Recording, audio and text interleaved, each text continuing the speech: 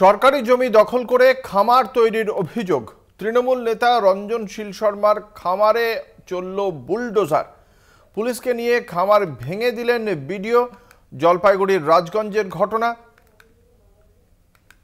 BJP নেতার resort ভাঙতে এসে ভাঙা হলো তৃণমূল নেতার খামার বাড়ি। এই ঘটনা অবশ্যই ঘটনার ফলে সাময়িকভাবে উত্তেজনা ছড়ায় ওই এলাকায়।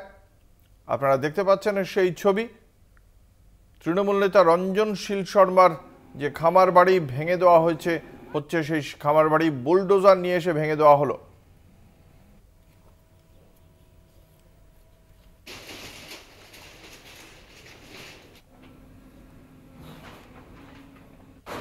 আমি ওটাকে দখল সত্ত্ব আমি নিয়েছি এবং আমি সরকারকে জমি দিয়েছি, তার প্রমাণ আছে এবং আজও দিতে রাজি, কোনো আপত্তি নেই।